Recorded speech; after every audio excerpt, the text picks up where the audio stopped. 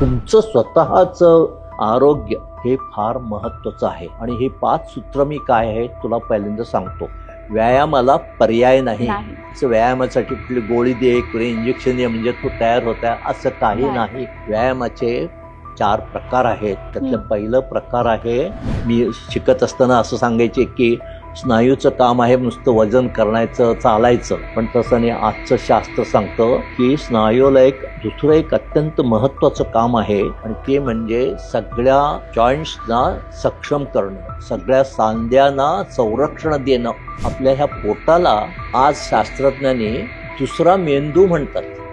तुम्ही काय खाता ह्या त्याप्रमाणे तुमचं शरीर असतं. काय खाऊ नये हे सांगतो. मेंदू हे निसर्गाने एक आश्चर्यकारक निर्मिती आहे. हा आईन्स्टाईन तुला माहित आहे ना, केवढा मोठा शास्त्रज्ञ होता.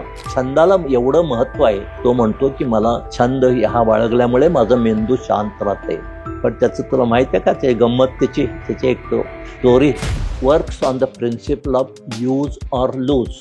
म्हणजे काय की कॉम्प्युटर आणि आर्टिफिशियल इंटेलिजन्समुळे तुम्ही स्वतःचं इंटेलिजन्स मेंदू वापरायचं कमी व्हायला लागतं. म्हणून एक अतिशय भीती वाटते. आर्टिफिशियल इंटेलिजन्स जसं पुढं होईल तसं मेंदू तुमचं कमी होईल का आणि मग बाकीचे रोग तुम्हाला परत व्हायला लागतील का. आता मुंबईसारख्या शहरात दिवसभर अगदी वर्दळ असते आणि मग ते झाडलोट करायसाठी म्हणून पहाटे सुरू करतात बाहेर. त्यामुळे गाढ निद्रेमध्ये मेंदूची स्वच्छता होते आणि मेंदू दुसऱ्या दिवशी तरतरीत राहतो. त्यामुळं 8 तास गाढ झोप हे अत्यंत महत्वाचे आहे. प्रत्येक घराण्यामध्ये जर तो वृद्ध माणूस सक्षम असेल तर त्यांना सगळ्या फॅमिलीला त्याचा उपयोग होईल. फॅमिलीला एवढंच नव्हे तर देशालाही उपयोग होईल. आणि एक तसं मूर्तिमंत उदाहरण म्हणजे जपान. आता योग निद्रा म्हणजे नेमकं काय? काही करावं लागत नाही. एक अतिशय प्रभावी ध्यान पद्धती आहे. एक 5 मिनिटं त्याला वेळ आहे, बसून आपला योग निद्रेत गेला. एक अतिशय प्रभावी ध्यान पद्धती आहे आणि हे सर्वांनी करावं. आणि हे सर्वांनी केलं तर त्यांचं आयुष्य उजळून जाईल. तर सर, विज्ञान आणि भारतीय अध्यात्म याबद्दलचं तुमचं मत काय आहे? नमस्कार, हॅलो, द हेल्दी शो मध्ये तुमच्या सगळ्यांचं स्वागत आहे. आज आपल्यासोबत आहे डॉक्टर GS कुलकर्णी, वेल नोन ऑर्थोपेडिक सर्जन, ज्यांनी अनेक वर्ष आपली सेवा दिलेली आहे या मेडिकल क्षेत्रामध्ये. आणि त्यांच्या दीर्घायुष्याचं राज आपण लास्ट एपिसोडमध्ये ऐकलेलं आहे.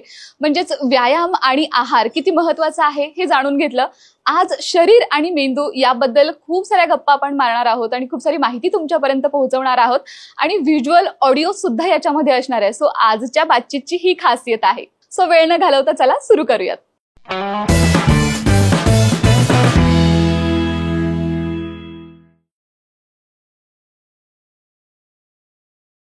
तर सर, पहिल्यांदाच मला तुम्हाला असं विचारायचं आहे की तुम्ही 93 वर्षांचे आहात आणि रोज हॉस्पिटलला येता, पेशंट्स चेक करता आणि हे ऍक्टिव्हनेस जो आहे तुमच्यामध्ये, दीर्घायुष्याचं हे जे रहस्य आहे, तर ते नेमकं काय आहे? प्रतीक्षा, तुझा प्रश्न फार छान आहे. पण मला असं वाटतं की नुसतं हे वैयक्तिक प्रश्न नसून एक सामाजिक समस्या आहे. तर त्याबद्दल मी तुला सांगतो. त्याचं मला असं वाटतं की समाजातली प्रत्येक व्यक्ती, स्त्री असो, पुरुष असो, तरुण असो, वयस्कर असो, निरोगी, स्वावलंबी, हे बघ, निरोगी, स्वावलंबी, आनंदी, दीर्घायुषी असावं. बरोबर सर. आणि त्यासाठी त्यानं आरोग्याला प्राधान्य द्यायला पाहिजे. बरोबर. आरोग्याला प्राधान्य नंबर 1. बाकी सगळं अगदी दुय्यम. तुमचं बिझनेस, तुमचे फॅमिली, तुमचे रिलेशन्स, बाकी सगळे. तुमचं स्वतःचं आरोग्य हे फार महत्वाचं आहे. नक्कीच सर. हो, त्यासाठी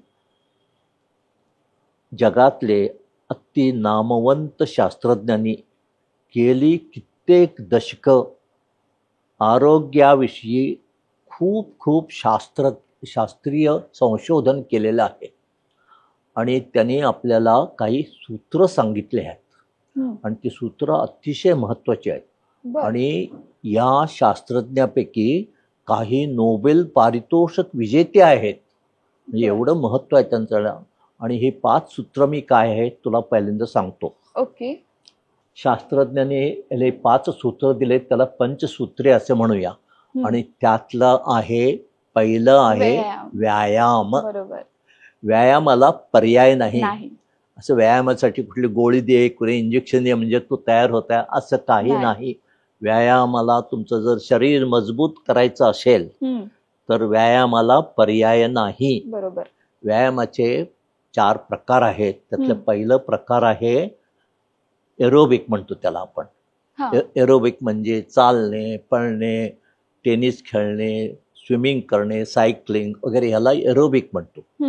ते एरोबिकने काय होतं, हृदय आणि फुफ्फुस यांचं सक्षम होऊन त्यांचं सर्क्युलेशन वाढतं.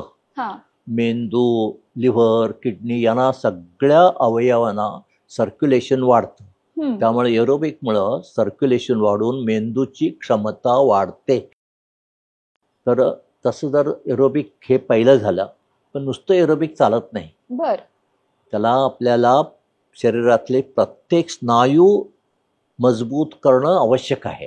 त्याचं कारण असं की पूर्वी आपल्याला मी शिकत असताना असं सांगायचे की स्नायूचं काम आहे नुसतं वजन करण्याचं, चालायचं.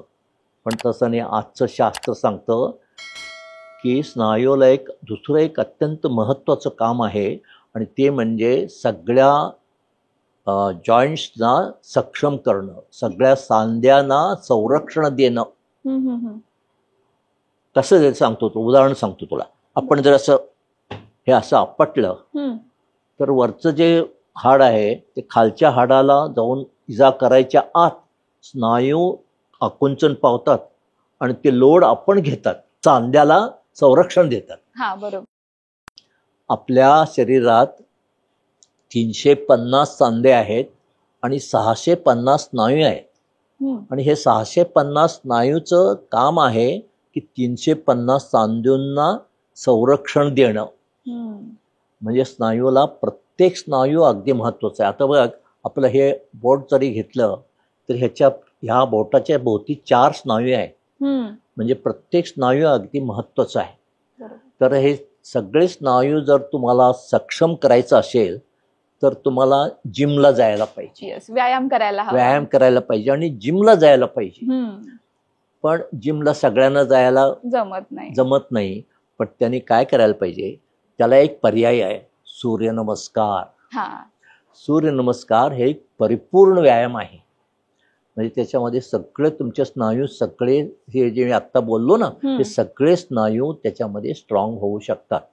कारण सूर्यनमस्कारामध्ये तुमचे शरीर हे तुम्ही वेट असं वापरता आणि त्याचे 2-3 प्रकार आहेत. आता मी त्यात डिटेलमध्ये जात नाही, पण ते सूर्यनमस्कार एक अत्यंत महत्त्वाचं आहे. त्यानंतर प्राणायाम आणि योगासनं. योगासनं हे पतंजलींनी आपल्याला दिलेले एक अनमोल देणगी आहे. पतंजली मुनी म्हणजे अतिशय सायंटिस्ट आहेत असं मला वाटतं. पतंजली मुनींनी जे सांगितले योगासनाचं ते जर आपण केलं तर आपलं आयुष्य खरंच उजळून जाईल. आणि तर योगासनं करावं म्हणजे हे 4 मी सांगितलं तुम्हाला की एरोबिक, वेट ट्रेनिंग, सूर्यनमस्कार, योगासन आणि योगासनाबरोबर प्राणायाम, हे 4 आधी आले. आता आपण दुसरा विषय आहे आहार. आहार अतिशय महत्त्वाचा आहे. तुमच्या शरीराला तुम्ही काय खाता ह्या त्याप्रमाणे तुमचं शरीर असतं. काय खाऊ नये हे सांगतो तुला. बरोबर. तळलेलं खाऊ नये, गोड खाऊ नये, ब्रेड बिस्किट खाऊ नये. कारण ह्याच्यामध्ये ब्रेड आणि बिस्किटमध्ये मैदा असते आणि स्वीट्समध्ये साखर असते. तर ते खाऊ नये. साखर खाल्ल्यानं डायबिटीस होऊ शकते आणि इतरही काही अनेक कारण. पण मागल्या पहिला आपण चर्चा केलेला आहे, पण आता थोडक्यात सांगतो तुला. ब्रेड बिस्किट खाऊ नये आणि आईस्क्रीम जास्त खाऊ नये. कधीतरी तुम्ही कधी सणावारी किंवा कुठे पार्टीला गेला तर थोडंसं घ्यायला काय हरकत नाही. पण काय खावं, फलाहार खायला हरकत नाही सर्व तऱ्हेचे. पण डायबिटीसला माणसाने मात्र आंबे, चिक्कू, केळी, द्राक्ष हे खाऊ नये. पण बाकीचे सगळे खायला हरकत नाही. डायबेटिक माणसाने सुद्धा फळं खायला हरकत नाही, पण ते काळजी घ्यायला पाहिजे थोडंसं. पण त्याचे सलद घ्यायला काकडी, टोमॅटो, मुळा, पालेभाजी वगैरे भरपूर घ्यायला हरकत नाही. पण आपल्याला प्रथिने कमी पडतात, म्हणून प्रथिनेवर लक्ष ठेवायला पाहिजे. त्यासाठी भात आणि भाकरी कमी करून डाळ आणि उसळ ह्याच्यावर भर द्यावं, कारण डाळ आणि उसळ्यामध्ये प्रथिने जास्त असतात. म्हणजे भाज्या जास्त घ्याव्यात. भाज्या नव्हे, डाळ, सर्व तऱ्हेची डाळ आणि उसळ त्यातले, म्हणजे त्याच्यामध्ये डाळीमध्ये प्रथिने जास्त असतात. तसंच शेंगदाणे, बदाम, काजू इत्यादी ह्याच्यामध्ये सुद्धा प्रथिने जास्त असतात. पण नॉन व्हेजिटेरियन घेणाऱ्यांना प्रथिनेचे एवढं प्रॉब्लेम येत नाही. पण आता असं आहे की नॉन व्हेजिटेरियनपेक्षा व्हेजिटेरियन चांगलं असं शास्त्र सांगतं, का नॉन व्हेजिटेरियन जास्त खाऊ नये. लिमिटेड नॉन व्हेजिटेरियन घ्यायला हरकत नाही. ज्यांनी व्यायाम करतात त्यांना प्रथिनेची आवश्यकता जास्त आहे, त्यामुळं त्यांनी एखाद्या वेळेला जर चिकन, फिश घ्यायला काय हरकत नाही, अंडी घ्यायला हरकत नाही, पण ते शिजवून घ्यावं, तळून घेऊ नये, एवढंच आहे. आता बघा, हे शास्त्रांची हे पंचसूत्र आहेत ना, हे पहिलं व्यायाम, दुसरा आहार आणि स्थिर मन, आणि त्यासाठी मेंदूचं त्याचं महत्व आहे. मनासाठी गाढ निद्रा फार महत्वाचं आहे, ते आपण बोलूया त्याविषयी. आणि व्यसनमुक्ती, व्यसन काय, शरीरावर कोणतं परिणाम करतात व्यसनामुळं, आणि आत्ताच्या नवीन याच्याप्रमाणे रोगमुक्ती म्हणजे रोग प्रतिबंधक उपाय करायचे असतात. असे हे 5 सूत्र आहेत. आणि यापैकी 2 आपण आधीच्या एपिसोडमध्ये बघितलेली आहेत. आता पुढची जी सूत्र आहेत तर ती आता आपल्याला जाणून घ्यायची आहेत. होय, नक्कीच.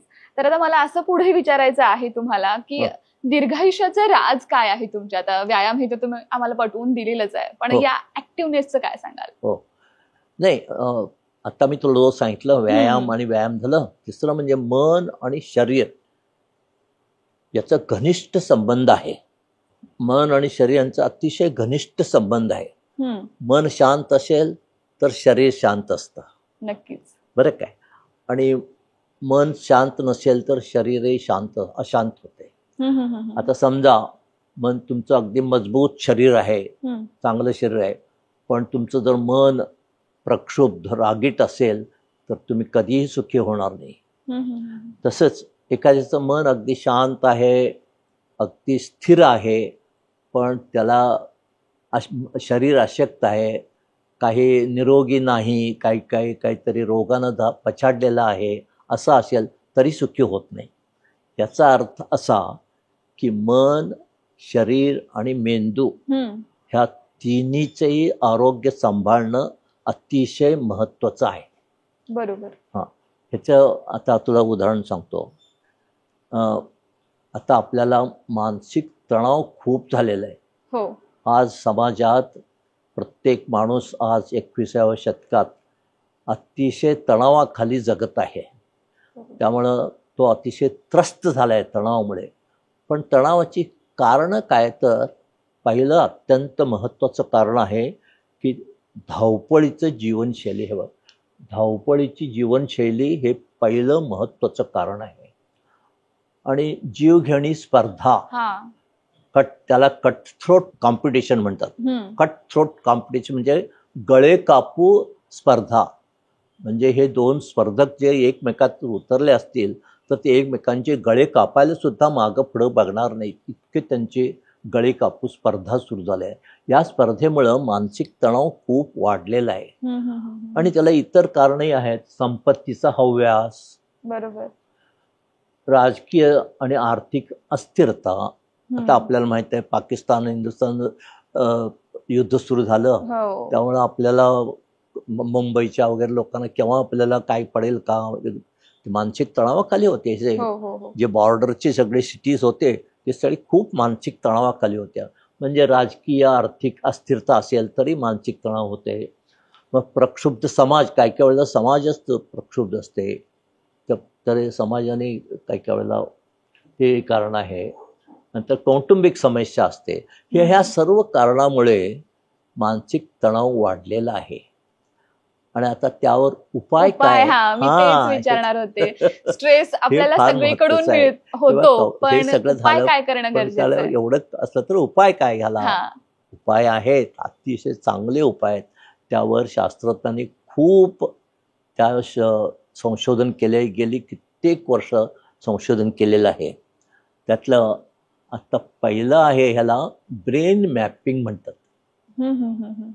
म्हणजे मन आणि मेंदू ह्यांचा घनिष्ठ संबंध आहे. त्यामुळं मेंदूचा अभ्यास त्यांनी खूप केला. तर आता आपण मेंदू आणि मेंदूची रचना अशाबद्दल आधीच आपण जरा विचार करूया.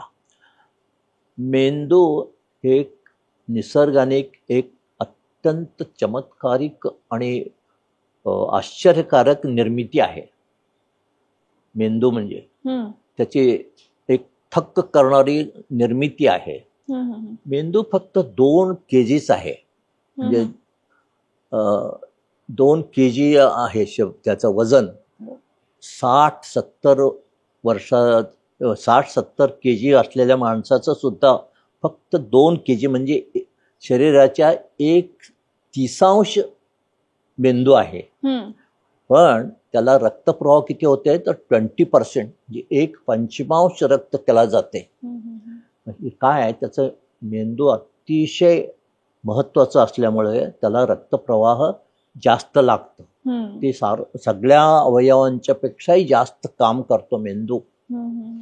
त्यामुळे त्याला रक्तप्रवाह जास्त असतो आणि ते अतिशय नाजूक असल्यामुळे कवटीमध्ये त्याला संरक्षण करून ठेवलेले असते. कवटीमध्ये अगदी संरक्षण, काही मार लागू नये, त्याला काय होऊ नये म्हणून ते कवटीमध्ये निसर्गाने बंदिस्त करून ठेवलेलं आहे. त्याला कोणतंही संरक्षण दिलंय त्या कवटीचं. कवच कुंडल म्हण का, मेंदूचं कवच कुंडल म्हणजे कवटी. आणि मेंदूमध्ये 86 अब्ज पेशी आहेत, नर्व्ह सेल्स आहेत. आणि हे नर्व्ह सेल्स एकमेकाशी जोडलेले आहेत. आता इथं बघा, हे सेल्स आहेत, हे सेल्स आहेत मेंदूचे, आणि हे प्रत्येकाला असे कनेक्टेड आहेत. असे ह्याला हे कनेक्टेड म्हणजे वायर आहेत. असे हे वायर आहेत, असे इलेक्ट्रिकल वायर म्हणतो ना आपण तसं. हे आणि ॲक्च्युअली इलेक्ट्रिसिटी जाते याच्यातून, आणि ह्या वायर्समधून एकमेकाला संदेश पाठवतात. 86 अब्ज पेशी एकमेकाला कनेक्टेड आहेत. म्हणजे केवढा गुंता आहे बघ तू, लक्षात घे. एवढा मोठा गुंता आहे. 86 अब्ज सेल्स आणि प्रत्येकाला एकमेकाला कनेक्टेड असे हे. त्याला हे जे वायर्स आहेत ना, ह्याला न्यूरोफायब्रिल्स म्हणतात. आणि हे नर्व्ह सेल्स आहेत, त्याला न्यूरॉन्स म्हणतात. हे असा एक हा मेंदू आणि हे न्यूरोफायब्रिल्स ह्याचा एक मोठा गुंता आहे. हा गुंता एवढं जरी गुंता असला तरी जर नॉर्मल असेल तर अतिशय व्यवस्थितपणे चालतं. म्हणजे तुम्हाला आश्चर्य वाटेल की आता एवढं गुंता आहे. आता आपलं जसे रेल्वेचे कनेक्शन्स आहेत ना एकमेकाला, तसे हे मेंदूचे 86 अब्ज स्टेशन्स आहेत आणि प्रत्येकाने हे कनेक्टेड आहेत. आणि ते अगदी कुठंही ऍक्सिडेंट न होता व्यवस्थित चाललेलं असते. म्हणजे काय किती निसर्गाची काय किमया आहे असं म्हणायला हरकत नाही. तर आता पण ह्यात जर थोडं जरी इकडे तिकडे झालं तर मग प्रॉब्लेम सुरू होतात. म्हणजे प्रॉब्लेम्स काय, तरी तुम्ही जर चुकीचं केला, काय तुम्ही व्यवस्थित वागला नाही, मेंदूचं संरक्षण, मेंदूचं आरोग्य सांभाळलं नाही, तर काय होऊ शकतं? विस्मरण म्हणजे डिमेन्शिया. त्याला डिमेन्शिया म्हणजे विस्मरण होते. आपण स्मृतिभ्रंश म्हणजे अल्झायमर, कंपरोग म्हणजे पार्किन्सनिझम, फरक आहे. आणि स्ट्रोक म्हणजे अर्धांगवायू, असे भयानक रोग होऊ शकतात. पण ते होऊ नये म्हणून त्याची काळजी घ्यायला पाहिजे. आणि मग मेंदू आपण कसं काम करतं याविषयी आपण विचार करूया. आता आणखीन एक सांगायचं राहिलं, ह्या ह्या सगळ्या ह्याच्यामध्ये मेंदूचं एवढं जे कनेक्शन आहे ना, तसंच आपल्या ह्या पोटाला आज शास्त्रज्ञांनी दुसरा मेंदू म्हणतात. ते एक मेंदू आहे आणि हे पोट आपलं एक मेंदू आहे असं म्हणतात त्याला. म्हणजे आपले जे इंटेस्टाईन आहे, जठरशास्त्र म्हणतो आपण किंवा इंटेस्टनल ॲब्डॉमेन म्हणतो, त्याचे मेंदूशी कनेक्शन्स आहेत, संदेश चालू असतात. पोटाचे आणि मेंदूचे कंटिन्युअस संदेश चालू असतात. हे एक फार महत्त्वाचं आहे, सांगायचं राहून गेलं मी, ते फार महत्त्वाचं आहे. त्याला गट ब्रेन रिलेशनशिप म्हणतात किंवा गट ब्रेन संदेश म्हणा, हरकत नाही. मेंदू हा आपल्या शरीराचा कप्तान आहे. त्याच्या आज्ञेप्रमाणे सगळे चाललेले असतात. त्याचं आरोग्य सांभाळणं अतिशय महत्त्व असते. मेंदूशास्त्र आता ह्या गेली 30 वर्षामध्ये खूप सुधारले. अगदी गेली 30 वर्ष मेंदूशास्त्र म्हणजे एकदम प्रगती त्याची खूप झाली आहे. आणि आता तो मेंदू कसा काम करतो ह्याबद्दल आपण जरा विचार करूया. मेंदू works on the principle of use or lose. म्हणजे काय, मेंदूला जर तुम्ही काम दिला नाही तर ते गंजायला लागतं. मेंदूला सतत कार्य द्यावं लागतं. बरोबर. जर दिला नाही तर मग हे मगाशी बोललो ना मी, अल्झायमर, हे सत्यभ्रंश, कंपरोग वगैरे रोग येऊ शकतात. म्हणून त्याला सतत काम द्यायला पाहिजे. बरोबर. आता सतत काम द्यायचं म्हणजे काय? बरोबर बरोबर. लहानपणापासून अगदी शेवटपर्यंत मेंदूला सतत काम दिलं तर ते मेंदू अगदी तरतरीत राहतं. आपल्या शरीरात 2 सिस्टीम्स असे आहेत, जे एक स्नायू आणि मेंदू. त्यांना जितकं काम द्याल तेवढं ते सक्षम होतात. तर मेंदूला काम देणं म्हणजे काय, मेंदूला स्टिम्युलेशन द्यायचं. मेंदूला सतत काहीतरी कार्य द्यायचं, सतत काहीतरी त्याला एक काम द्यायला पाहिजे आणि ते कामात इंटरेस्ट घ्यायला पाहिजे. नुसतं इंटरेस्ट घेऊन चालत नाही, तर त्याच्यामध्ये संशोधन करायला पाहिजे. संशोधन करून त्यात कौशल्यता मिळवायला पाहिजे, कुशलता. म्हणजे कुशलता याला फार महत्व आहे. आणि भगवद्गीतेत सुद्धा सांगितले, योग हा कर्मसु कौशलम. म्हणजे कुशलता म्हणजेच योग. आणि काम कुशलतेने केलं तर तुम्ही योग साधना केल्यासारखं होईल, असं त्याचा अर्थ आहे. म्हणजे कुशलता महत्व आहे. म्हणजे आता आपल्याला मेंदूसाठी 4 गोष्टी महत्वाच्या आहेत. एक म्हणजे त्याला सतत काहीतरी एक कार्य पुरवायला पाहिजे. दुसरं त्याचा इंटरेस्ट घेऊन ते करायला पाहिजे, त्यात रस घ्यायला पाहिजे. इंटरेस्ट म्हणजे रस घ्यायला पाहिजे. तिसरं त्याचे संशोधन करायला पाहिजे त्यात काहीतरी. आणि चौथं म्हणजे कुशलता करायला पाहिजे. हे 4 गोष्टी केलं की मेंदूला स्टिम्युलेशन मिळतं आणि मग मेंदू तरतरीत राहतो. आता असं शास्त्रज्ञ सांगतात, हे आहे सांगितलं ना आता, सतत कार्य द्यायला पाहिजे, त्यात रस घ्यायला पाहिजे, नवीन काहीतरी शिकायला पाहिजे, काहीतरी नवीन शिकत राहायला पाहिजे. म्हणजे आता सगळ्यात महत्त्वाचं म्हणजे काय, तुम्ही दुसरं लँग्वेज म्हणा, हे म्हणा, असं काहीतरी शिकत राहायला पाहिजे आणि त्यात संशोधन करायला पाहिजे. आणि कुशलता, हे एवढं असं हे केलं तर मेंदूला स्टिम्युलेशन म्हणतात त्याला. म्हणजे असं म्हणायला काही हरकत नाही, पाट्या टाकण्याचं काम थोडंसं थांबवून काहीतरी इनोव्हेटिव्ह करणं गरजेचं आहे. नवीन काहीतरी सारखं करायला पाहिजे. नवीन काय तर नाविन्य पाहिजे त्याला. नवीन काहीतरी शिकायला पाहिजे. तुमच्या इव्हन तुझ्या तो स्वयंपाक करत असतील ना, तर तू काहीतरी त्यात नवीन काहीतरी करायला पाहिजे. बरोबर बरोबर. नवीन काहीतरी करायचं, त्याच्यामध्ये नवीन पदार्थ काहीतरी करायचं, नवीन हे काहीतरी करायचं, असं म्हणजे प्रत्येक गोष्टीमध्ये तू करू शकतेस. बरोबर. आणि पुढे जाऊन असंच मला विचारायचं आहे, तर मेंदूमध्ये संशोधन हे खूप मोठ्या प्रमाणात होत आहे, पण याचं भगवद्गीतेसोबत रिलेशन कसं आहे आणि याबद्दल तुमचं मत काय? मी सांगतो तुम्हाला भगवद्गीता. पण आता मेंदूचं अजून एक म्हणजे, आता ह्याचं नवीन हे असं की मेंदूला पूर्वीचं समजाय की म्हातारपण झालं, आता मेंदू काम करत नाही वगैरे, असं नाही आहे. मेंदू अगदी 80-90व्या वर्षी सुद्धा मेंदू तरुणा इतकंच कुशलतेनं सक्षमतेनं काम करू शकतं. बरोबर. हां, त्याचं ते ते ते मी सांगतो तुला आता. आणि मग तुला आणखी एक दुसरं म्हणजे कुठलंही छंद असावं. हा. म्हणजे समजा तुम्ही काहीतरी काम करत असाल, नोकरदार असाल किंवा तुमचं रोजचं व्यावसायिक काम असेल, पण त्याबरोबर एक छंद असावं. कोणतेही छंद तुम्ही बाळगा, मग ते संगीत असो, वाद्य असो, नृत्य असो, वाचन असो, गार्डनिंग असो. आता मला त्याच्या व्यावसायिक बरोबर तुमचे किंवा तुमच्या निवृत्तीनंतर सुद्धा तुम्ही कोणताही छंद बाळगू शकता.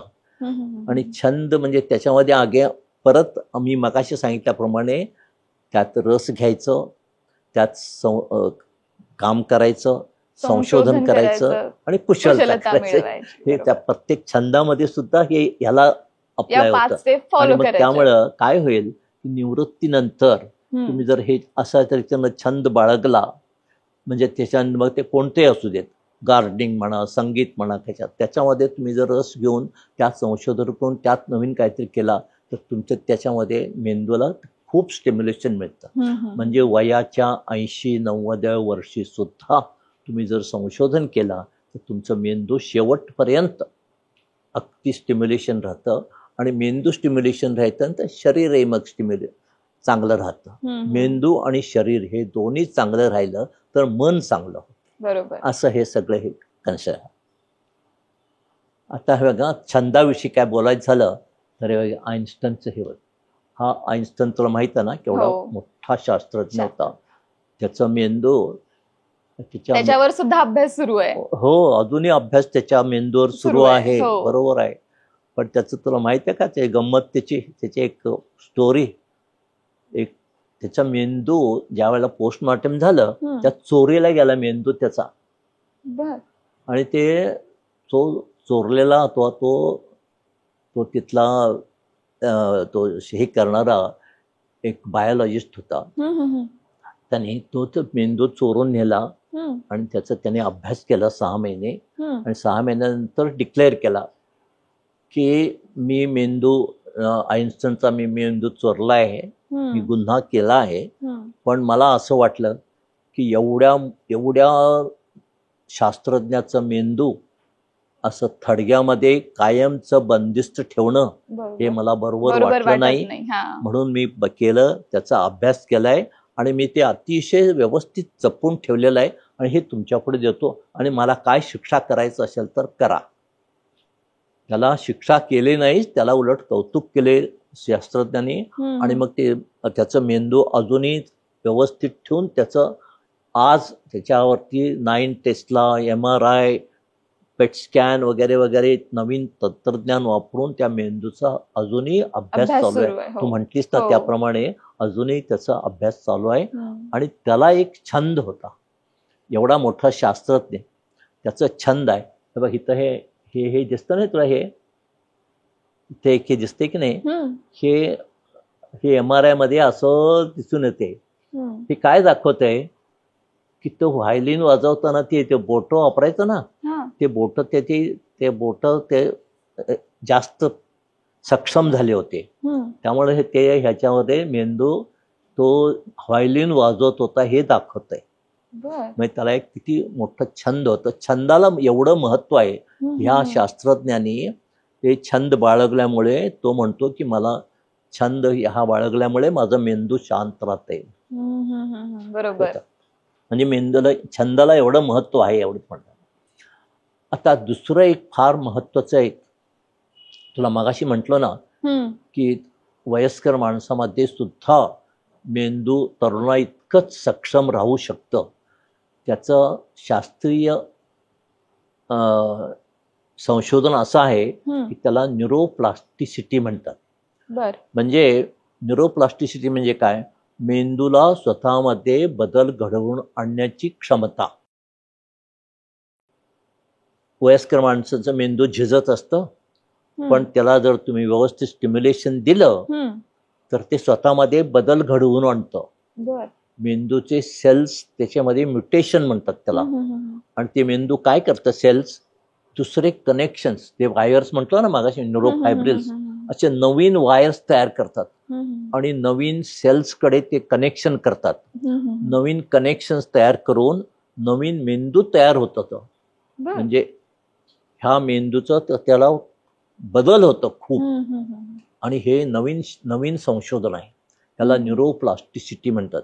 हे फार मोठं संशोधन आहे की ज्यामुळे आपल्याला आत्ता कळलं की वृद्ध माणसाने सुद्धा त्यांचे मेंदू सक्षम करू शकतात.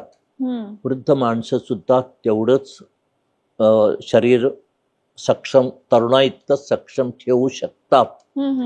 आणि ह्याचं एक आणि मग त्या असं जर झालं तर मग ते वृद्ध माणसं सगळी सक्षम होऊ शकतात. बरोबर. आता आपल्या देशामध्ये 15 ते 16 कोटी वृद्ध माणसं आहेत भारतात. बरं काय. पण समज हे सगळे जर सक्षम झाले, त्यांना सक्षम आपण करू शकतो. त्यांना व्यायाम, व्यवस्थित व्यायाम, संतुलित आहार, ब्रेनला स्टिम्युलेशन आणि त्यांचं जर आरोग्याची काळजी घेतली तर हे सगळे 16 कोटी लोक सक्षम होऊन ते स्वतः तरी स्वावलंबी निरोगी राहतीलच. त्यांचं स्वतः तरी ते शेवटपर्यंत स्वावलंबी निरोगी राहतीलच. बरोबर. पण देशाला त्यांचं योगदान होईल, देशालाही त्यांचा उपयोग होईल. प्रत्येक घराण्यामध्ये जर तो वृद्ध माणूस सक्षम असेल तर त्यांना सगळ्या फॅमिलीला त्यांना त्याचा उपयोग होईल.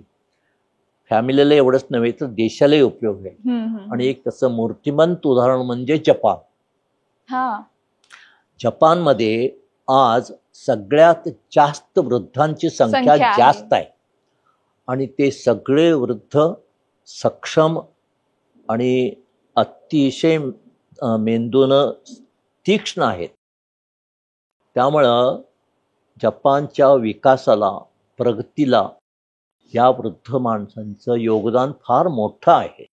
जपान एक अतिशय मूर्तिमंत उदाहरण आहे की वृद्ध माणसांना तुम्ही सांभाळा, त्यांना संरक्षण द्या, त्यांना. आणि आपल्याला भारतात तरी माहीत आहे की आपण पूर्वीपासून वृद्धांना अगदी सन्मानानं, आदरानं वागवतो.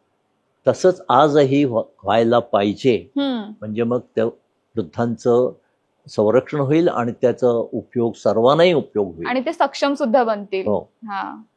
तर सर आता पुढे जाऊन मला तुम्हाला आणखीन असं विचारायचं आहे, निवृत्तीनंतर किंवा जे ज्येष्ठ नागरिक आहेत तर त्यांनी कशी काळजी घेणं गरजेचं आहे? आता मी मगाशी सांगितल्याप्रमाणे पहिलं महत्वाचं आहे म्हणजे त्यांनी व्यायाम चालू ठेवायला पाहिजे.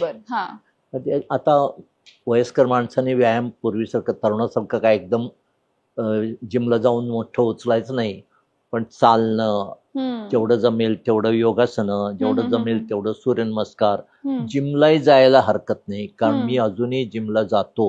बरोबर. त्यामुळं केवढं जमेल तेवढं आणि त्या तज्ज्ञांच्या प्रमाणे सांगतील त्याप्रमाणे ते हळूहळू हळूहळू व्यायाम करणं अत्यंत आवश्यक आहे.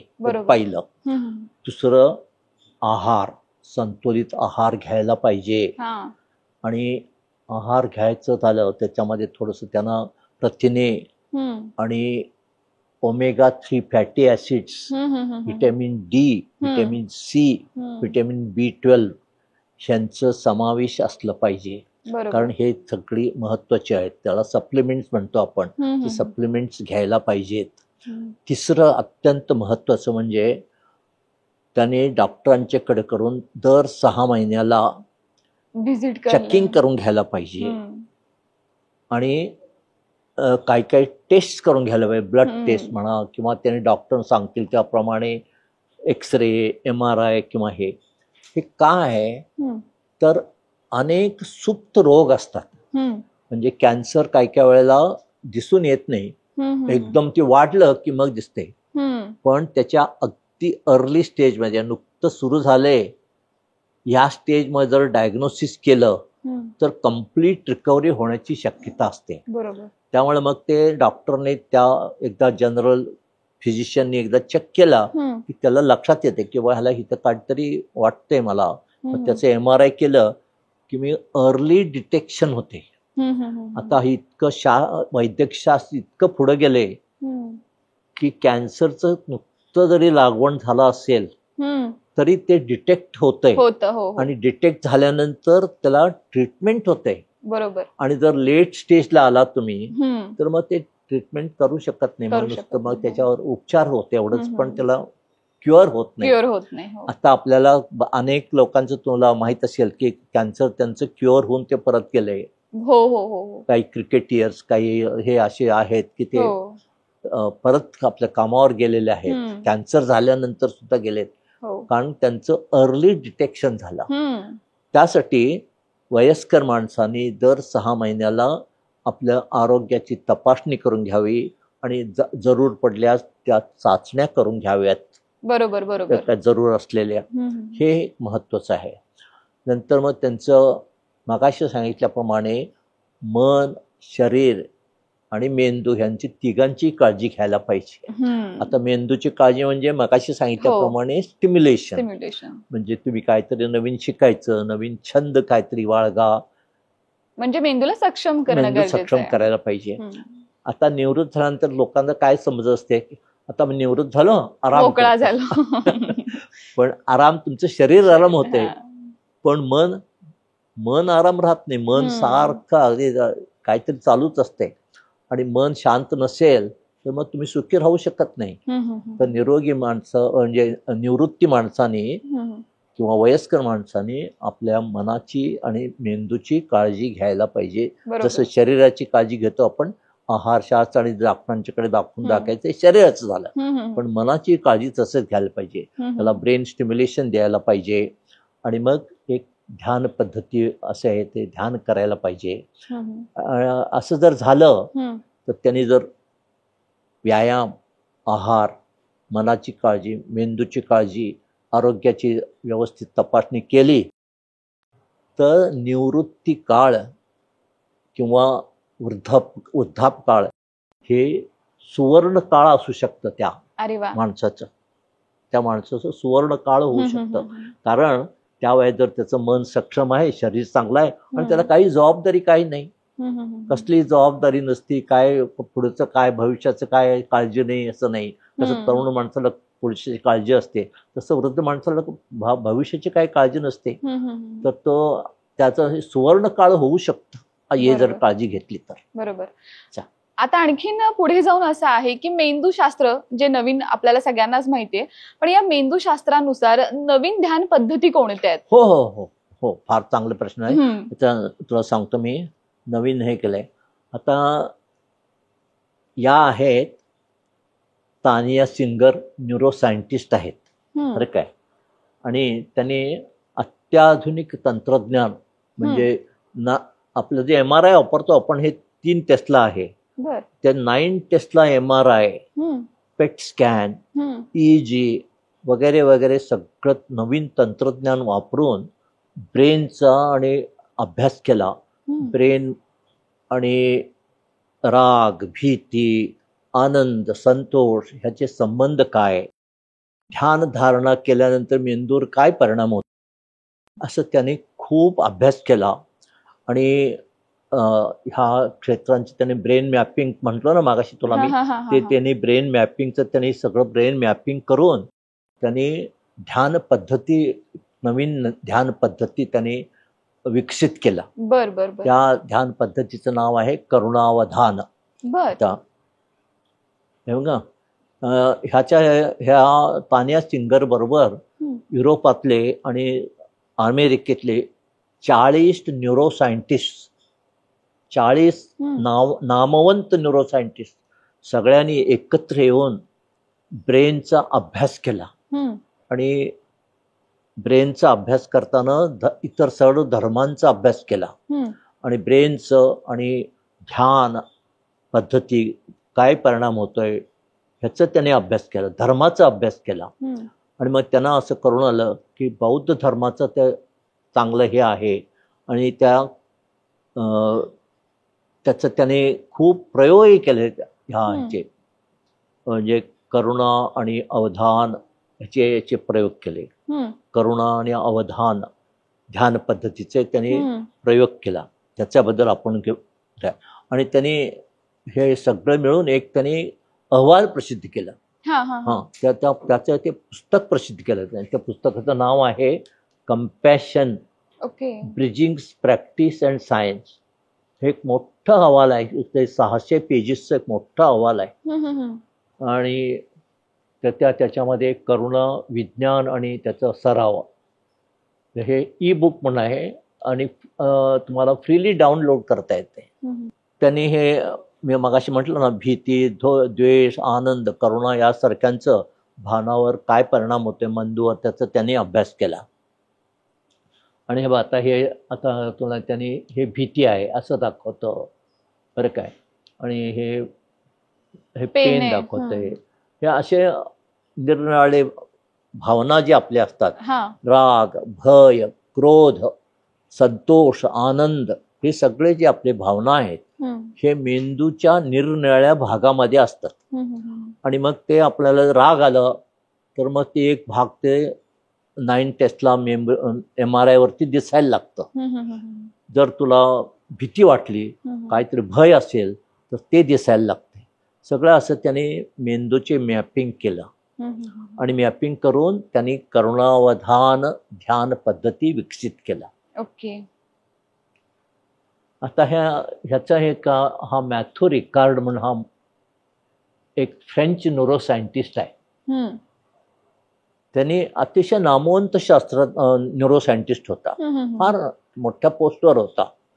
पण त्याने नेपाळ, इंडिया आणि तिबेट हे 15 वर्ष त्यांनी ह्या ध्यान पद्धतीवरती अभ्यास केला. ह्या देशांमध्ये 15 वर्ष काढले त्यांनी. निरनिराळ्या संस्थेमध्ये जाऊन, धर्मसंस्था, मठ आणि त्या बौद्ध धर्मांच्या ह्याच्यामध्ये सगळे त्यांच्या जाऊन तिथं 15 वर्ष राहिला आणि त्यांनी तो शेवटी बौद्ध संन्यासी झाला. त्याचं बघ की ह्याच्यात बौद्ध भिक्षू झाला तो. आणि तसं पडत आणि न्यूरोसायंटिस्ट कामावर गेला, प्रोफेशन मध्ये गेला. आणि मग हे तानिया सिंगरनी हे कळल्यानंतर तानिया सिंगरनी म्हटलं तुमच्या मेंदूचा आम्ही हे करतो, अभ्यास करतो. मग त्यांनी त्या मेंदूचा त्यांचा 9 टेस्ला पेट स्कॅन आणि हे सगळं नवीन तंत्रज्ञान आत्ताचे आणि आर्टिफिशियल इंटेलिजन्स नवीन तंत्रज्ञान वापरून मॅथ्यू रिकार्डचं ब्रेनचं मॅपिंग केलं. आणि त्याला असं आढळून आलं की मॅथ्यूच्या ब्रेनमध्ये राग, द्वेष, भय हे काहीही दिसलं नाही. अरे बाप. काय दिसलं ते संतोष, आनंद असं दिसलं. आणि मग ह्या 40 सायंटिस्टनी आणि तानिया सिंगरनी सगळ्यांनी मिळून त्या ब्रेनचा अभ्यास करून असं घोषित केलं की हा जगातला सर्वात आनंदी माणूस आहे. आणि त्याचं रहस्य होतं, माणसाचं रहस्य होतं की तो अत्यंत करुणामय होता.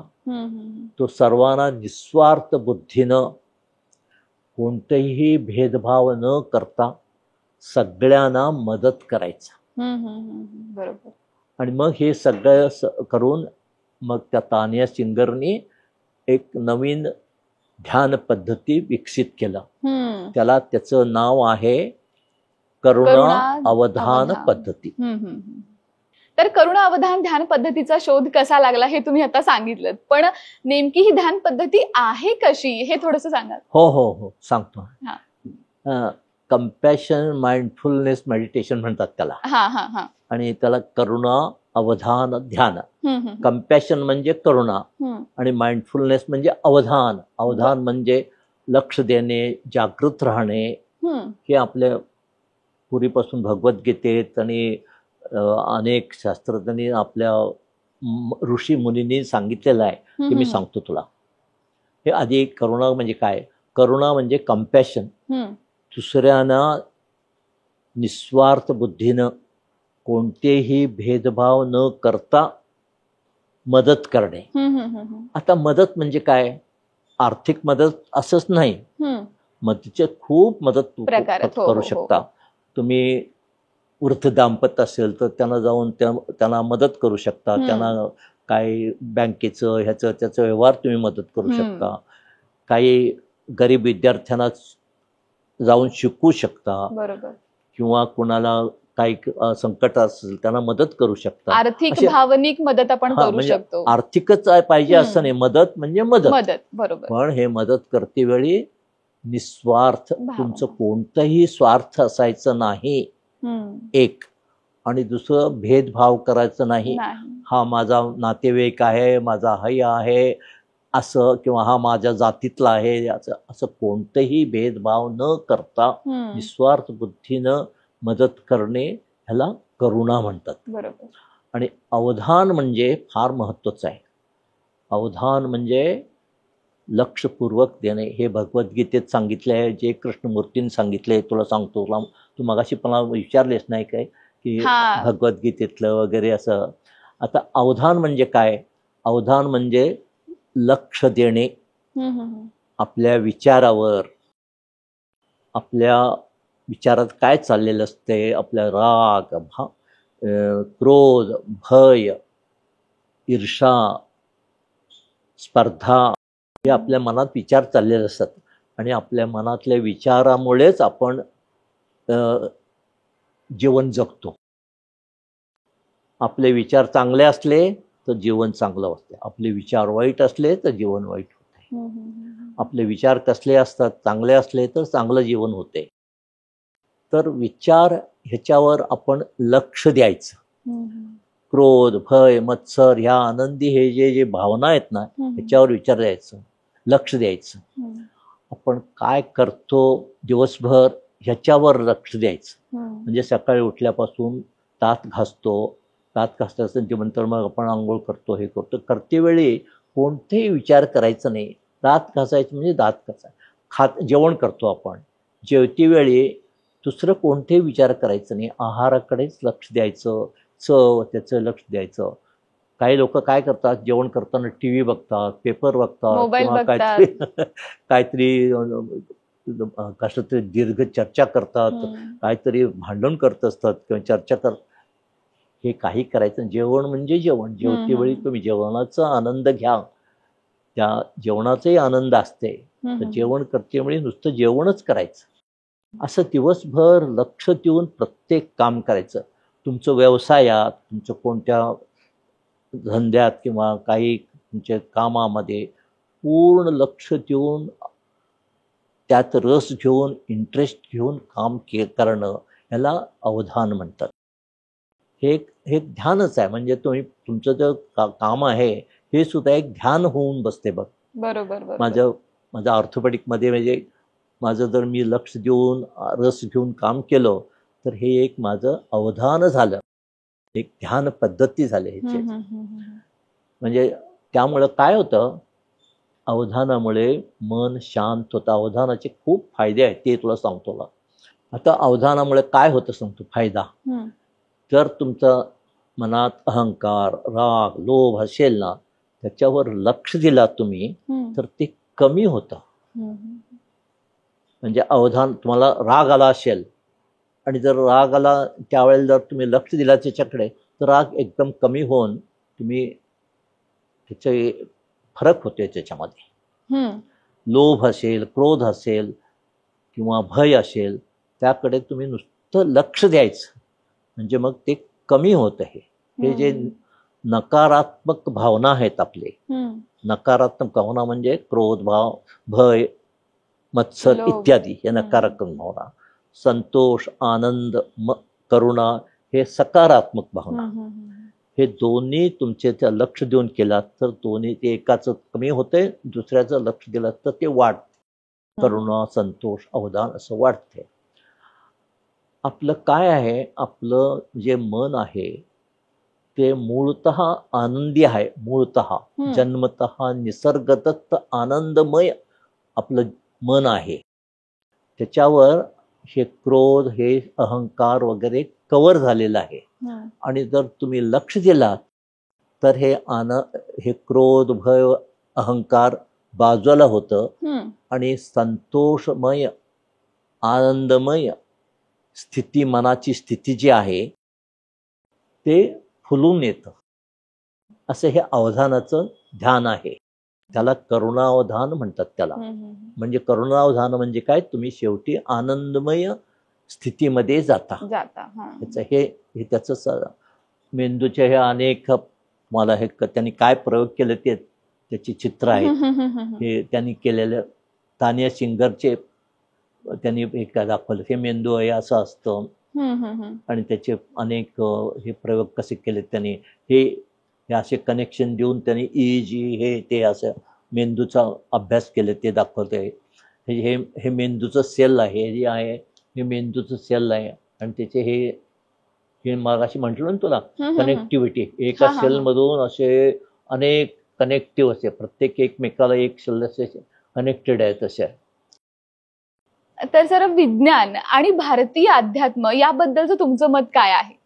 एकीकडे असं होतं की विज्ञान आणि अध्यात्म हे दोन वेगळे वेगळे बाजू आहेत की काय, असं वाटत होतं, पूर्वीचे समज होता. बरोबर. पण आत्ताचं नवीन ह्याच्याप्रमाणे आता भारतीय सांगतो तुला, भगवद्गीता बरं काय, आणि आदि शंकराचार्य, आपले ऋषी मुनी पूर्वीचे, पतंजली, नंतर बुद्ध, आणि अलीकडच्या काळामध्ये जे कृष्णमूर्ती, असे ह्या सगळ्यांनी जे काही लिहून ठेवलेलं आहे मन, शरीर आणि याच्याबद्दल, भगवद्गीता म्हणजे अगदी अतिशय महत्वाचं आहे.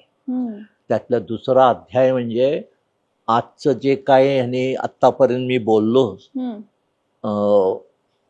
नवीन तंत्रज्ञान वापरून कोट्यावधी डॉलर्स खर्च करून जे निष्कर्ष काढले ते भगवद्गीतेच्या दुसऱ्या अध्यायामध्ये सगळं समाविष्ट आहे. कधी 2000 कधी लिहिलेलं आहे भगवद्गीता, आणि आता हे संशोधन आता केले. ते भगवद्गीतेवरनं त्यांनी संशोधन केलेलं नाही आहे. त्यांनी संशोधन आपल्या संबंध ह्या 150 वर्षामध्ये शास्त्रज्ञांनी हळूहळू एक एक उलगडत आले, निदर्शन करून, संशोधन करून, एक एक मेंदूचं, शरीराचं, मनाचं संबंध काय आहेत हे हळूहळू शास्त्रज्ञांनी उलगडले संबंध. आणि ते शास्त्रज्ञ आत्ताचे निष्कर्ष जे काढले ते निष्कर्ष आणि आपल्या आदि शंकराचार्य, भगवद्गीता, ऋषी मुनी, जे कृष्णमूर्तींनी जे काय सांगितलं ते दोन्ही जवळजवळ सारखे आहेत. आज विज्ञान आणि अध्यात्म दोन मार्ग वेगळे असले तरी ते एकाच ह्याला येऊन पोचले आहेत, निष्कर्षाला.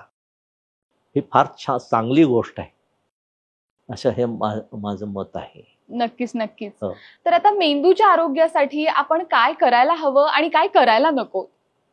तर मेंदूच्या आरोग्याला पुन्हा आणि ते सांगतो, नियमित व्यायाम, आहार, बरोबर, आणि मगाशी सांगितल्याप्रमाणे नवीन काहीतरी शिकायचं, छंद, हे फार.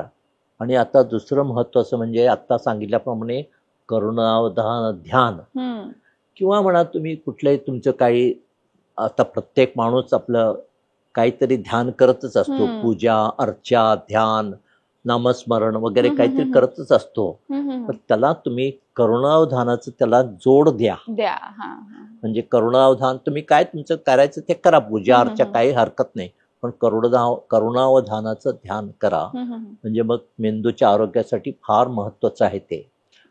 दुसरं म्हणजे 8 तास झोप पाहिजे. झोपेचं फार महत्व आहे. आणि आपण समाजात असतो, समाजात आणि आपल्या कौटुंबिक त्यांचं रिलेशनशिप अतिशय चांगलं पाहिजे. Relationship is very important. Life is relationship and relationship is life, असं जे कृष्णमूर्ती म्हणतात. त्यामुळे रिलेशन्स आपलं अत्यंत चांगलं असलं पाहिजे.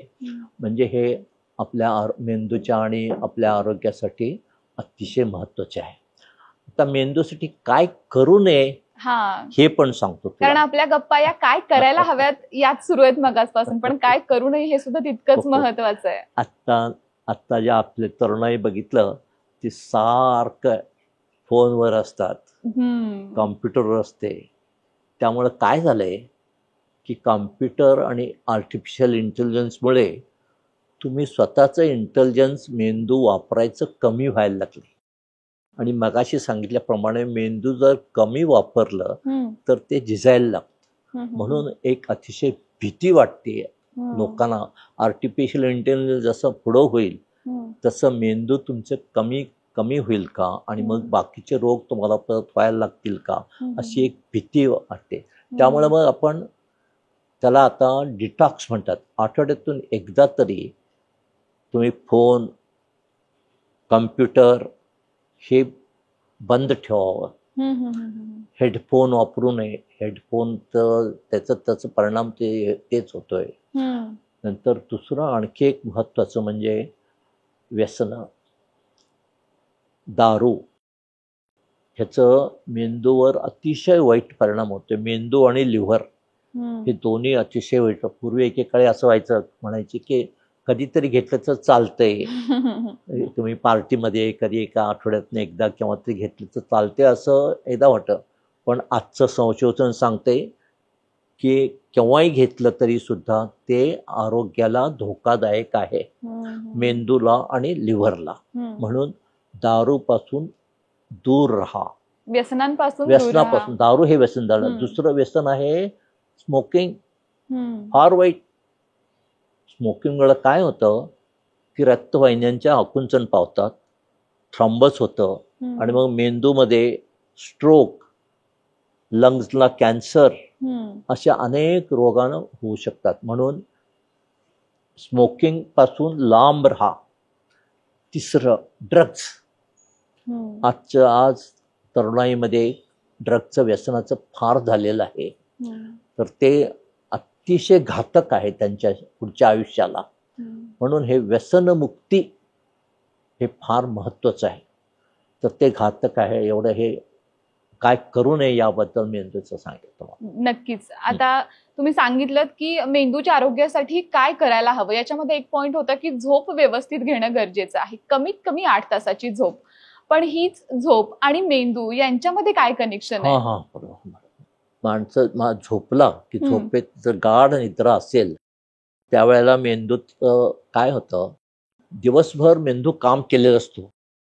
त्यामुळे मेंदूमध्ये कचरा साठते बरं का. त्या कचऱ्याचं नाव आहे बीटा अमिग्लॉइड आणि ताओ प्रोटीन्स. हे एक तऱ्हेचे प्रोटीन्स आहेत. हे बीटा अमिग्लॉइड आणि ताओ प्रोटीन्स म्हणतात ह्याला, बरं काय. आणि हे साठलं तर मेंदूमध्ये साठलं तर मग हे मगाशी म्हटलं ना तुला, अल्झायमर, विस्मरण, स्मृतिभ्रंश, कंपरोग आणि स्ट्रोक असे रोग होऊ शकतात. आणि त्याचं हे एक मुख्य कारण आहे. आणि मेंदूमध्ये झोपल्यानंतर काय होतं, गाढ झोप लागल्यानंतर हे जे प्रोटीन्स इथं साठलेले असते त्या मेंदूच्या सेल्समध्ये, आणि हे न्यूरॉन्स आहेत ना, वायर म्हटलो, त्याच्या भोवती साठलेले असते. आणि ते तसंच साठून राहिलं तर मग हे रोग होऊ शकतात. त्याचा संबंध सगळं क्लीन करायला पाहिजे, वॉशआउट करायला पाहिजे. ते रात्री झोपेच्या वेळेला गाढ निद्रेमध्ये ते मेंदूचे सेल्स थोडेसे असे कॉन्ट्रॅक्ट होतात आणि मग त्याला सेरेब्रो स्पायनल फ्लुइड असतं ना, ते सगळं त्याला स्वच्छ करतं. म्हणजे स्वच्छता करणं म्हणजे आता त्याला याला उदाहरण काय देतात, आता मुंबईसारख्या शहरात दिवसभर अगदी वर्दळ असते आणि मग ते झाडलोट करायसाठी म्हणून पहाटे सुरू करतात बाया. तसं दिवसभर वार्दळ चालू असतं आणि रात्री झाडलोट करणं हे रात्रीचं काम असतं. त्यामुळे गाढ निद्रेमध्ये मेंदूची स्वच्छता होते आणि मेंदू दुसऱ्या दिवशी तरतरीत राहतो. त्यामुळं 8 तास गाढ झोप हे अत्यंत महत्वाचे आहे. आणि म्हणून याला आपण त्या झोपेसाठी काय करायला पाहिजे, त्याला जैविक घड्याळ म्हणतो आपण. म्हणजे जसं घड्याळ असतं ना तसं जैविक घड्याळ. म्हणजे रात्री तुम्ही जर रोज 9 वाजता 10 वाजता झोपलात त्यावेळेला बरोबर झोप येतेच ते. आणि मग पहाटे 5-6ला उठलं तर 5-6ला उठू शकता. एक 7 ते 8 तास झोप झालं त्याला जैविक घड्याळ म्हणतात.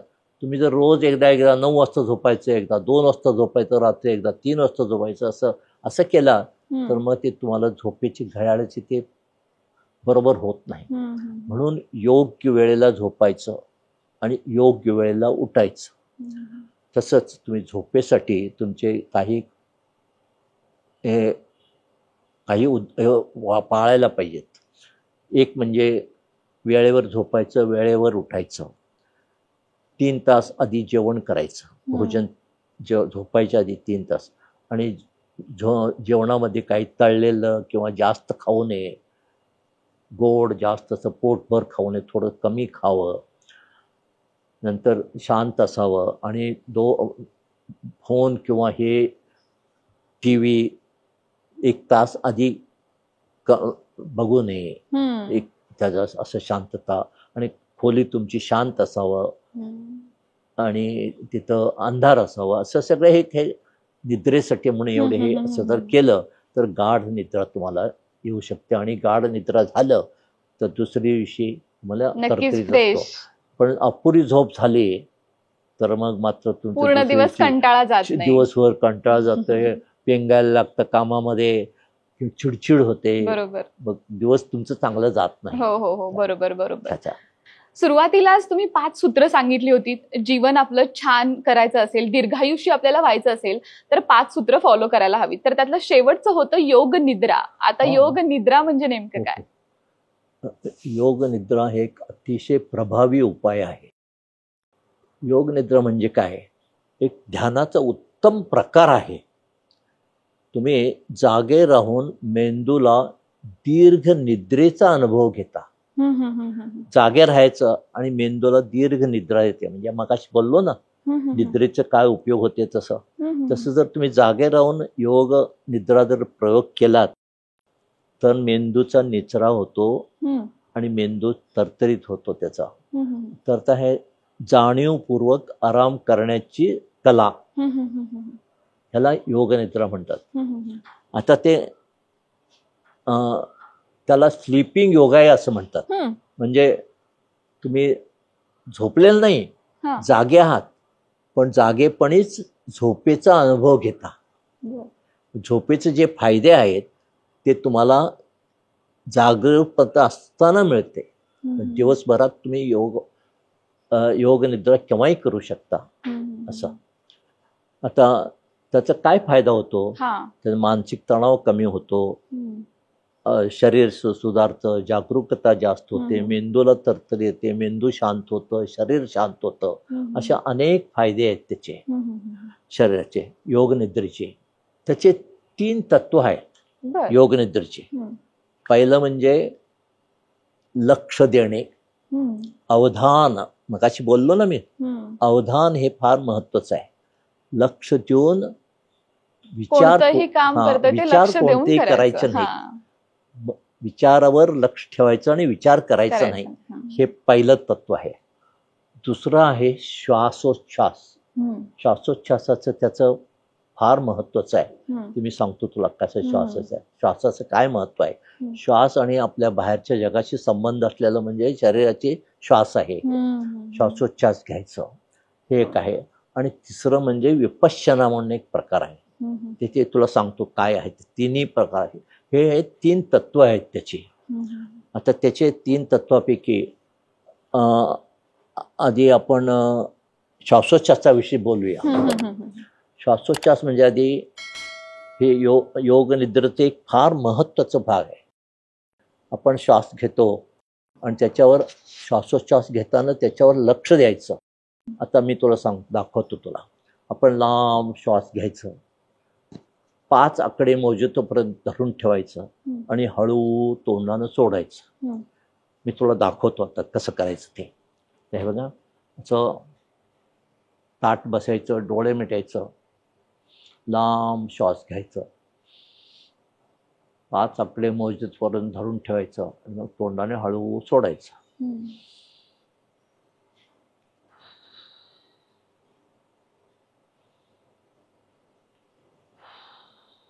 असं हे श्वासाचं एक खेळ आहे. त्याच्यावर लक्ष ठेवायचं आणि हे करते वेळी कोणतेही विचार करायचं नाही. विचार येतच असतात पण त्याच्यावर लक्ष देऊन ते बंद करायचं आणि परत श्वासावर लक्ष ठेवायचं. असं जर केलं तर मेंदू शांत होतं. मेंदू शांत झालं तर शरीर शांत होतं. शरीर शांत झालं तर आपली काही दुखणे असतात ते लवकर बरी होतात किंवा शरीराचं आरोग्य जास्त सुधारतं. हे श्वासोच्छ्वासाचं एक ध्यान पद्धती आहे. ते ह्या योग निद्रेमध्ये समाविष्ट आहे. हा दुसरा भाग झाला. आणि तिसरं म्हणजे विपश्यना. विपश्यना हे बुद्धाने सांगितलेले एक ध्यान पद्धती आहे. विपश्यना म्हणजे काय? विपश्यना म्हणजे mental body scanning. Mental body scanning म्हणजे काय की वरपासून खालीपर्यंत आपल्या प्रत्येक अवयवाकडं लक्ष देणे.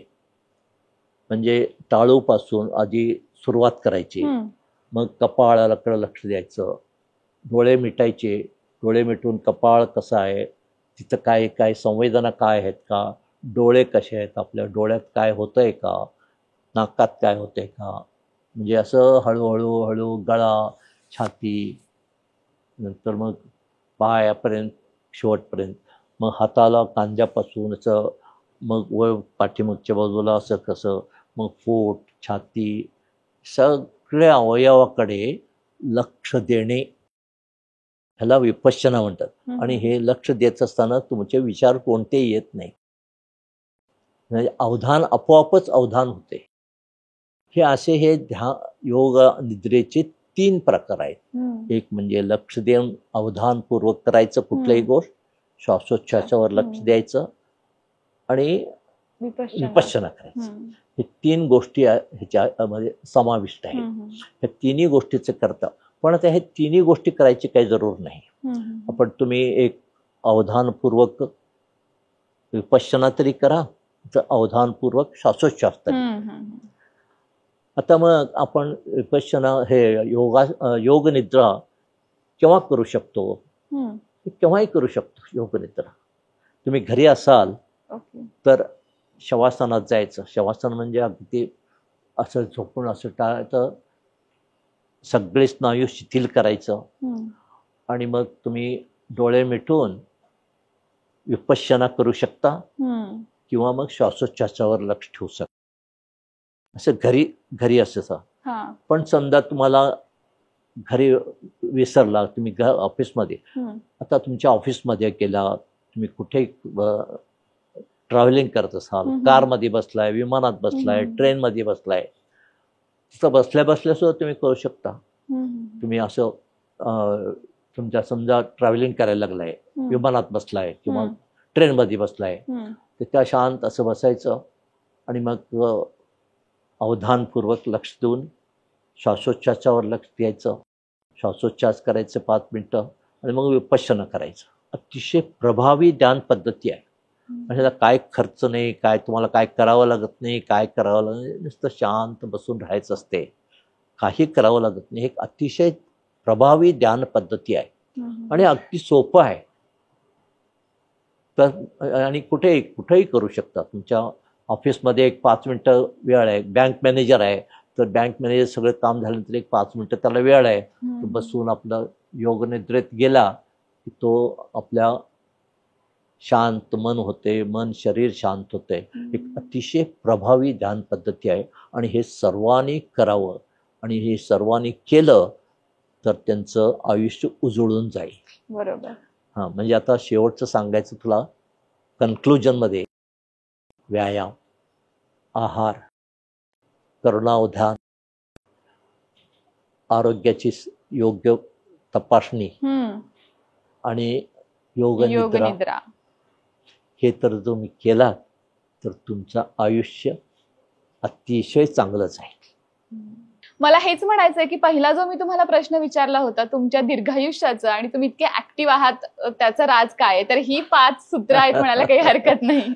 मी तुला सांगितलं ना की मी रोज न चुकता सगळे व्यायाम करतो. आता मला हा संजय विचारत होता तुम्ही काय काय करता, तर मी रोज सकाळी फिरणं करतो, मी गार्डनिंगमध्ये इंटरेस्ट घेतो, गार्डनिंग करतो आणि आहारात अति कटाक्षानं आहार मी सांगितल्याप्रमाणे करतो आहार. आणि मी करुणावधानचे प्रयोग करतो, बरं का, योग निद्रा करतो आणि मन शांत असतं. आणि त्यामुळं मग माझ्या आयुष्यात म्हणजे अगदी चांगलं झालंय, मला चांगलं चाललंय. आणि रोज मी माझं प्रॅक्टिसही करतो थोडंसं, म्हणजे लोकांचे संबंध येते, समाजाचे संबंध येते, आमच्या फॅमिलीचे संबंध येते. त्यामुळे हे जे मी आता पंचसूत्र सांगितलं ना, हे पंचसूत्र मी स्वतः फॉलो कटाक्षानं प्रयत्न करतो. So thank you so much sir, तुम्ही वेळ दिलात. आणि मेंदू आणि शरीर हे आपण बॅलन्स करणं किती गरजेचं आहे याच्यामध्ये 5 सूत्र तुम्ही सांगितलीत. खरंच तुमचा वेळ दिला त्यासाठी thank you so much. Thank you. Yes, thank you. नमस्कार.